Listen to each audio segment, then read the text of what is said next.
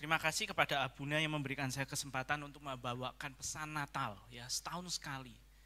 Dan jujur bagi saya ini bergumul untuk apa Tuhan yang ingin kau sampaikan.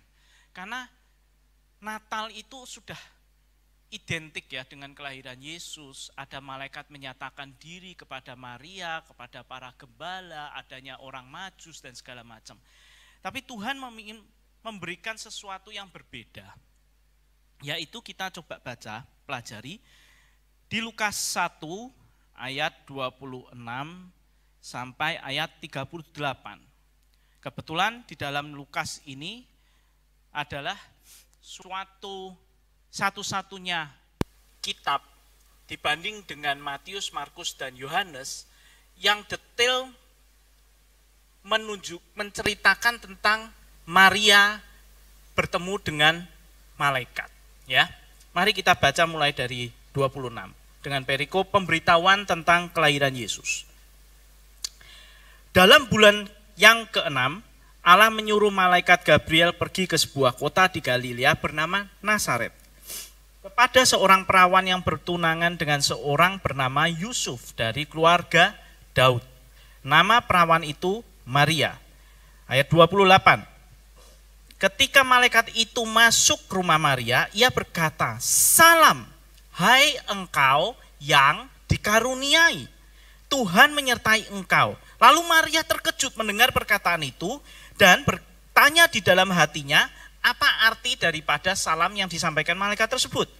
Ayat 30, kata malaikat itu kepada Maria, "Jangan takut hai Maria, sebab engkau meroleh kasih karunia di hadapan Allah.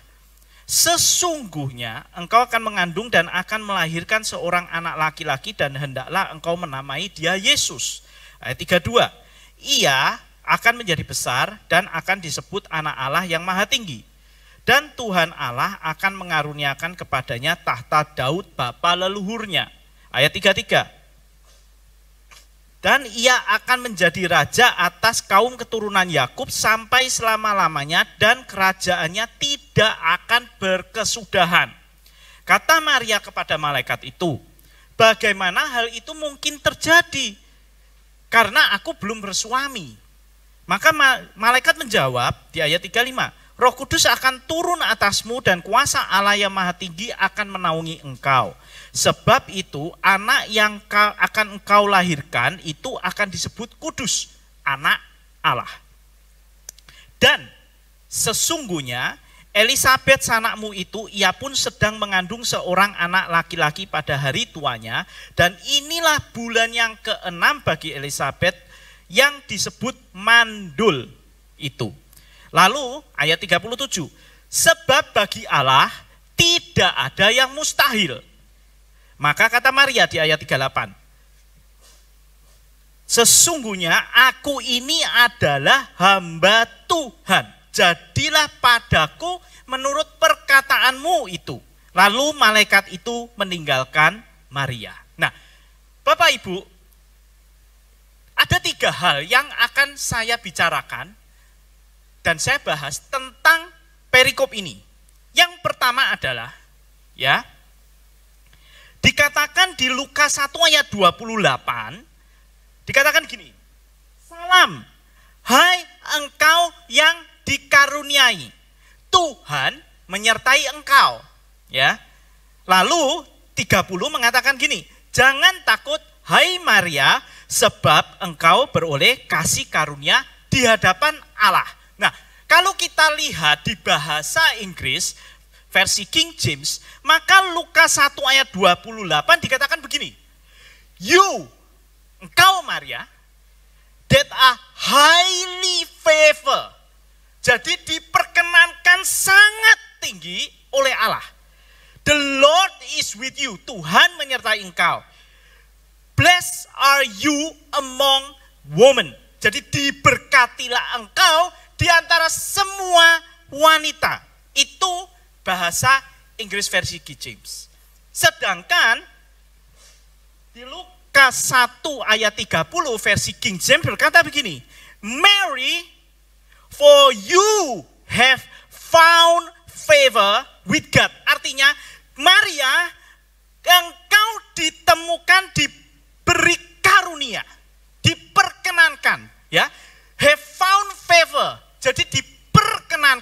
Tuhan. Nah, kalau kita lihat kata asli dari favor, perkenanan, itu charis, ya, charis, yang artinya grace dan juga to honor with blessing. Jadi untuk menghormati dengan diberikan berkat.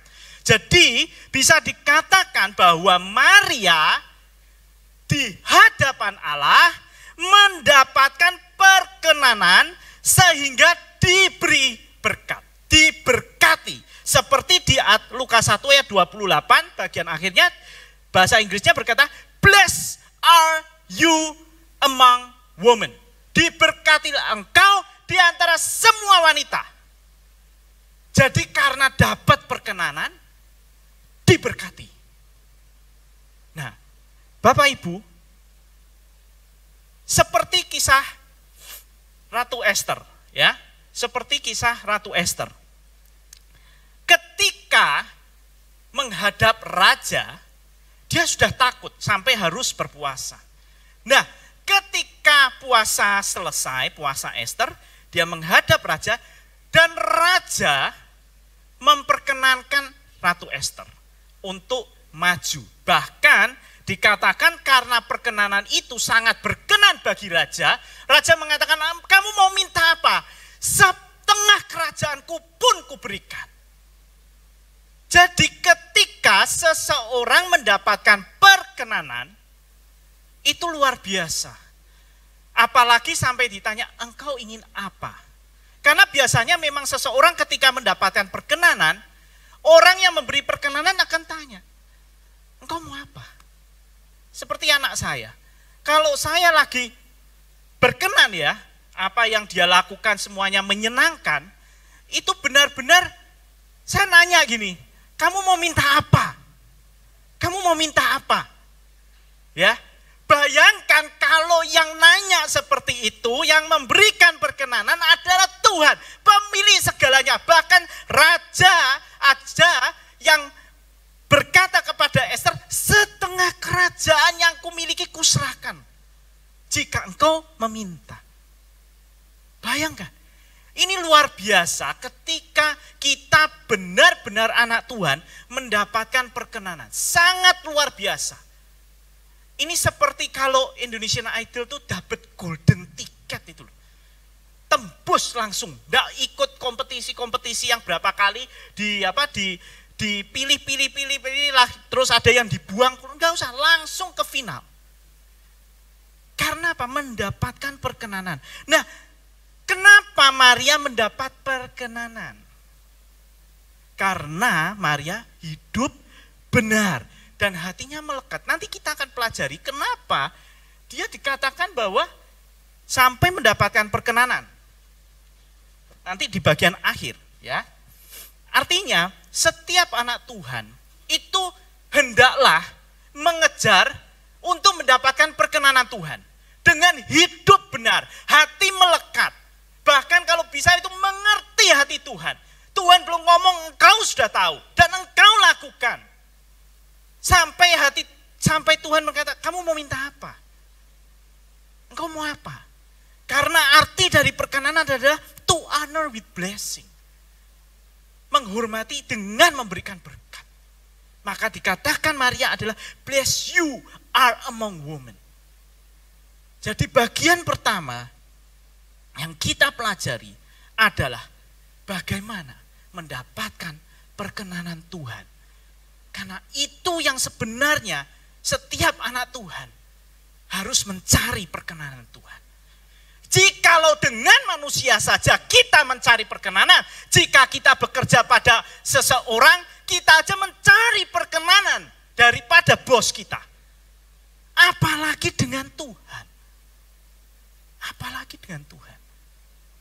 Kenapa dengan manusia saja kita benar-benar bersedia pulang malam, datang lebih pagi, lembur-lembur hanya untuk mendapatkan perkenanan. Supaya ujung-ujungnya dipromosikan dan mendapat gaji lebih. Apa Tuhan tidak bisa memberikan itu? Tuhan pemilik alam semesta, raja aja mengatakan ke Esther, setengah kerajaan pun akan kuberikan. Apalagi Tuhan. Jadi luar biasa kalau kita benar-benar mendapatkan perkenanan dari Tuhan. Dan hendaklah setiap anak Tuhan benar-benar mencari perkenanan Tuhan. Bagian yang kedua, kita lihat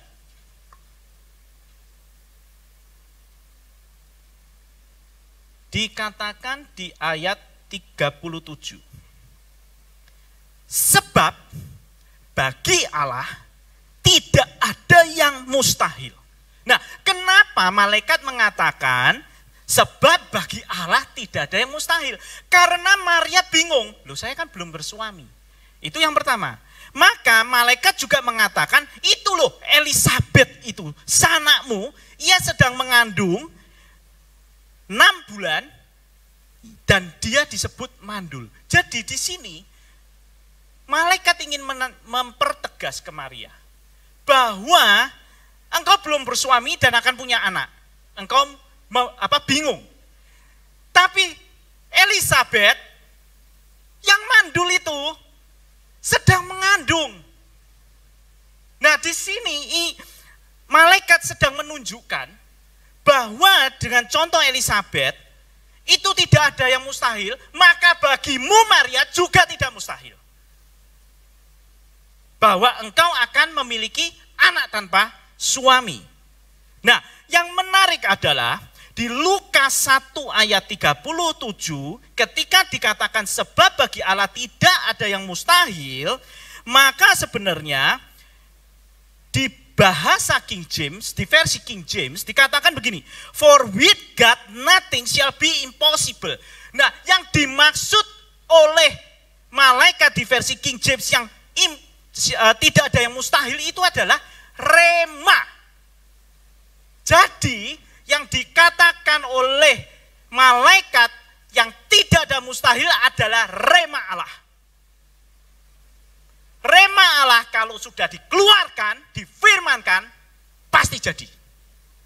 Pasti jadi. Nah, itu yang dibedakan ketika di Lukas 1 ayat 29, ya, ketika Maria terkejut mendengar perkataan itu lalu bertanya di dalam hati, apa arti kata itu, ya? Di situ malaikat mengatakan bahwa itu logos. Sama dengan ketika Sakaria juga berkata-kata dengan malaikat. Itu malaikat mengatakan logos. Tetapi ketika mengatakan sebab bagi Allah tidak ada yang mustahil, malaikat menggunakan kata rema. Di situ bedanya bahwa bagi Allah ketika itu bentuk rema tidak mungkin tidak terjadi. Pasti jadi. Nah, yang unik dari bagian ini adalah ketika seorang Elisabeth mandul dan mempunyai anak mengandung, itu orang mengatakan mujizat. Dan itu masih belum melawan hukum alam. Hukum alam masih bisa. Mujizat yang masih bekerja di dalam hukum alam. Tetapi ketika Maria dikatakan engkau akan memiliki anak dan dia mengatakan aku belum bersuami, itu mujizat yang tingkatnya lebih tinggi karena melawan hukum alam. Karena tidak ada seorang pun yang bisa dilahirkan tanpa dibuahi oleh sperma pria. Gak ada. Hanya sel telur gak bisa. Nah, ini adalah sesuatu yang lebih tinggi dibanding Elisabeth yang mandul punya anak. Karena ini melawan hukum alam. Dan disinilah yang dikuatkan oleh malaikat bahwa karena itu rema pasti terjadi. Walaupun itu melawan hukum alam. Kalau yang melawan hukum alam saja, kalau Tuhan sudah berfirman, pasti jadi. Apalagi yang tidak melawan hukum alam. Kalau kita sakit, pergumulan, ya, hutang, punya hutang nggak bisa bayar, dikejar-kejar, sakit nggak bisa sembuh, menderita, punya hubungan yang rusak dengan keluarga, dengan anak, dengan orang tua, itu tidak melawan hukum alam. Kalau Tuhan berfirman dan itu pulih. Pulih. Nggak mungkin nggak. Karena dikatakan jika itu rema Allah pasti terjadi. Saya masih ingat Bapak Ibu, ketika saya habis-habisan nggak punya apa-apa di bulan Desember 2014 ya, saya nangis di Puri, kalau nggak salah itu sekitar seberangnya Wong rumah makan Wong ya, saya nangis di situ. Pulang dengan keadaan habis-habisan, nggak punya apa-apa, utang di mana-mana, dan saya bilang, Tuhan, aku habis, semua perusahaanku habis, saya sudah jual semua, nggak bisa nutup semua utang, habis, hanya tersisa satu perusahaan. Dan itu perusahaan yang tidak saya pandang. Kenapa? Karena omsetnya kecil. Lalu perusahaan itu pun masih kontrak. Jadi September habis. Jadi mungkin 7 bulan saya harus cari tempat sewa baru. Harus, nggak ada pilihan. Nah di situ saya bilang, Tuhan, saya sudah habis, saya nyerah, saya kalah. Betul-betul saya kalah. Saya menyesal kenapa saya sebodoh ini. Dan saya berkata, Tuhan, semua habis tinggal satu. Kalau Tuhan perkenankan, satu ini masih engkau ingin pertahankan, aku minta tanda Tuhan. Tapi kalau mau diambil juga, ya sudah, mau apa lagi? Saya mulai dari nol semua, kalau dihabiskan mulai dari nol lagi, ya sudah, mau apa lagi? Nah, di situ saya bilang, Tuhan, kalau memang kau berkenan, if you have favor on me, jika engkau memiliki perkenanan Tuhan atas satu usaha ini, aku minta tempat permanen. Aku minta tempat permanen, bukan kontrak lagi. Capek Tuhan, pindah. Pada posisi nggak punya uang. Dan disitulah pertama kali dengan jelas remat, saya mendengar satu kata aja, satu kata sudah lebih dari cukup. Februari, cuma itu aja. Februari, ya saya persis kayak Maria. Februari ada apa Tuhan? Ada apa dengan Februari? Ya enggak ada jawaban, cuma dalam hati saya mengerti bahwa sesuatu yang besar terjadi dalam hidupmu. Oke, saya simpan aja. Dan benar, 2 bulan kemudian Februari ketika saya tanda tangan akte notaris pembelian kantor saya yang sekarang, suara itu muncul lagi pelan tapi Februari. Dan saya lihat tanggalnya. Dengan posisi pegang bolpen, saya tanda tangan, saya lihat tanggalnya. 5 Februari. Di situ saya percaya, ketika kita benar-benar berharap pada Tuhan, kita mengakui kesalahan kita, dan kita mendapatkan perkenanan Tuhan. Dan ketika rema Allah muncul, pasti terjadi. Pasti terjadi. Karena itu rema Allah. Pasti terjadi. Oleh karena itu, Bapak Ibu, jika engkau pernah mendapatkan janji Tuhan di masa hidupmu, dan engkau mengatakan, mana Tuhan kok nggak ada, tapi engkau percaya itu rema, katakan, bagi Allah, rema Allah, tidak ada yang mustahil, pasti terjadi. Dan itu akan terjadi. Waktunya waktu Tuhan, tapi pasti terjadi kalau itu rema Tuhan. Nah, yang ketiga, saya mau ajak Bapak Ibu baca di ayat 38 yang terakhir, penutupnya. Kata Maria, sesungguhnya aku ini adalah hamba Tuhan. Jadilah padaku menurut perkataanmu itu. Lalu malaikat itu meninggalkan dia. Nah, di bahasa King James ya, itu dikatakan, and Mary said, behold, the handmaid of the Lord. Jadi hamba Tuhan itu di bahasa Inggrisnya handmaid. Nah, kalau dicari lagi, arti dari handmaid itu adalah bond woman. Artinya wanita yang terikat. Terikat. Nah, saya ingat ketika Passion of Christ ya, film yang luar biasa.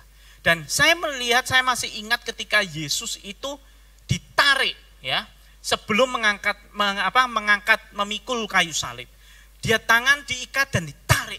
Nah, seperti itulah yang dimaksud dengan hamba Tuhan.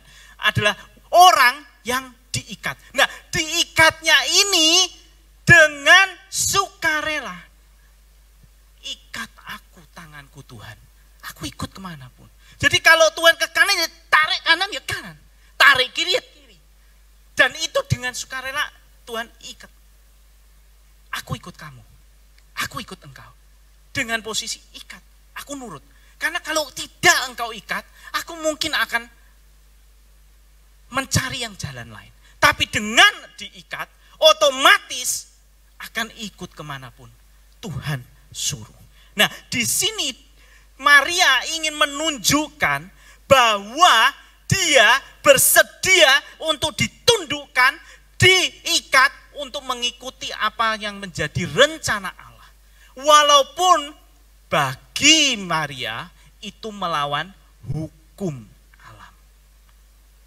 Manut istilahnya. Nah, tapi bagaimana dengan kita? Bagaimana dengan kita? Hidup kita, waktu kita, uang kita. Apakah berani kita bersedia mengikatkan diri dengan Tuhan? Terserah Tuhan, kamu mau apa? Hidupku mau apa? Waktuku? Terserah Tuhan, mau apa? Aku ikut pokoknya. Walaupun prosesnya enggak enak, ya sudah, aku ikut. Saya rasa Maria ketika mendapatkan itu, message, pesan dari malaikat, dia juga pasti gundah gulana. Enggak nyaman. Karena hukum Yahudi jelas, kalau seorang wanita Yahudi ditemukan hamil dan belum bersuami, hukumannya jelas. Dan itu melawan hukum alam. Mana ada wanita hamil tanpa ada pria? Nggak ada. Tapi Maria bersedia untuk mengikatkan kedua tangannya untuk diikat oleh Tuhan. Dan mengikuti mau Tuhan mau apa terserah. Wes sembuh Tuhan, pokoknya karepmulah Tuhan. Aku ikut wae wes. Karena memang secara masuk akal kan nggak bisa, mau didebat juga nggak bisa. Makanya tadi malaikat mengatakan, kalau Allah sudah berfirman, tidak ada yang mustahil. Itu menguatkan iman Maria. Sehingga Maria akan akhirnya mengatakan, ya sudah. Wes, nih tanganku, ikat. Aku ikut, manut. Nggak tahu nanti mau jadi apa. Tetapi bentuk submission, penunduan diri kayak begini. Ini yang luar biasa. Bukan cuma, ya Tuhan, diperintah, ya. Bukan cuma itu. Sampai keegoisan, kehendak diri dibuang. Dengan tangannya disodorkan untuk diikat. Ini luar biasa.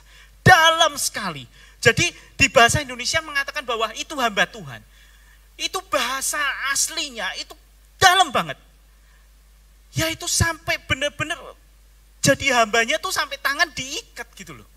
Bukan cuma hamba-hamba yang cuma diperintah yang kayak di rumah tangga, beda. Ini sudah kayak budak. Bukan hamba lagi, budak. Nah kalau budak zaman dulu mau diapain sama tuannya, manut, nggak bisa apa-apa. Nggak ada pilihan. Nah ini yang dimaksud. Ketika Maria mengatakan, jadilah padaku menurut perkataanmu sebab aku ini hamba Tuhan. Artinya aku tidak ada kepentingan lagi. Ya sudah, aku ikut. Nah ini luar biasa. Karena banyak anak-anak Tuhan, kadang ketika sudah berjalan awal dengan Tuhan, ikut Tuhan, tiba-tiba di tengah jalan mulai keadaan baik, anak-anak Tuhan mulai apa? Tangannya mulai dilepaskan. Satu. Yang satu tetap diikatkan Tuhan, tapi yang satu mulai mencari, memegang apa yang dia inginkan. Dan semakin dibawa naik Tuhan, pelan-pelan dua-duanya dilepasin. Itu yang terjadi. Nah, ini yang bukan diinginkan oleh Tuhan. Ketika seorang anak Tuhan mendapatkan rema, itu dibutuhkan suatu penundukan diri seperti Maria dengan tangan terikat. Mari pemain musik, silakan maju. Jadi pesan Natal pada hari ini Bapak Ibu. Yang pertama adalah hendaklah kita berusaha caranya mendapatkan perkenanan Tuhan. Bukan karena kita mencari berkat yang diberikan ketika mendapatkan perkenanan, bukan. Tetapi memang perkenanan itu sangat penting. Kita butuh perkenanan Tuhan. Apapun yang kita lakukan, kita butuh perkenanan Tuhan. Karena itu yang benar-benar akan membawa diri kita bisa bertemu dengan Tuhan. Dan Tuhan bertemu dengan kita dengan sukacita. Bukan dengan gerundel. Isinya minta atau enggak. Justru Tuhan yang mengatakan, engkau mau apa? Mintalah daripadaku, maka aku kuberikan. Pesan yang kedua adalah, ketika rema Allah turun, maka tidak ada yang mustahil. Itu pasti terjadi. Jika Bapak Ibu pernah mendapatkan rema sebelum-sebelumnya, dan mungkin kau telah lupa bahwa Tuhan pernah berkata rema kepadamu. Tentang mungkin anakmu yang hilang. Mungkin tentang orang tuamu yang belum percaya. Ataupun siapapun. Ataupun kau mengalami pergumulan penyakit. Dan Tuhan berkata, aku akan menyembuhkan kau. Tapi sekian lama kau tidak melihat kesembuhan itu. Tapi jika engkau tetap percaya bahwa rema Allah telah diberikan kepadamu, pegang itu. Sebab malaikat berkata, jika rema Allah telah dilepaskan, tidak ada yang mustahil, pasti jadi. Pasti jadi. Bahkan jikalau itu pun harus melawan hukum Allah, tetap akan terjadi. Dan yang ketiga, salah satu juga mendapatkan perkenanan Tuhan adalah kita bersedia tangan kita diikat untuk dibawa oleh Tuhan kemanapun Tuhan mau. Bahkan jika walaupun kita harus dijadikan keset, kalau itu Tuhan suruh, Tuhan mau, lakukan Bapak Ibu, lakukan. Karena saya pernah mengalami itu. Ketika saya harus dijadikan keset, saya terima. Gak apa-apa Tuhan. Kalau ini proses saya lalui. Gak apa-apa. Jangan ngelawan. Berikanlah tanganmu untuk diikat. Berikanlah hatimu untuk diikat. Berikanlah pikiranmu untuk diikat. Berikanlah waktumu untuk diikat dengan Tuhan setiap pagi mencari Tuhan. Berikanlah hartamu juga untuk diikat oleh Tuhan. Berikan semuanya. Karena engkau adalah budak. You have no right. Ketika engkau bersedia tanganmu diikat, engkau tidak punya hak. Engkau ikuti apa kemauan Tuhanmu. Dan di situ saya percaya, inilah yang menyebabkan Maria highly favored in front of God. Mendapatkan perkenanan yang tinggi di hadapan Allah. Sehingga dikatakan, blessed are you among the women. Diberkatilah engkau di antara semua wanita. Karena Maria mengerti. Dia memiliki sifat, ikat tanganku Tuhan, aku ikut. Marilah, biarlah pesan Natal ini mengembalikan kita kepada posisi kita sebagai seorang anak. Seorang anak yang taat, yang benar-benar mau mengikat mengikatkan, bersedia menyulurkan tangannya untuk diikat oleh Tuhan. Dan untuk mendapatkan perkenanan Tuhan. Dan segala rema yang pernah Tuhan nyatakan, ucapkan. Bapak Ibu, jangan pernah lupakan. Karena itu suatu saat pasti terjadi.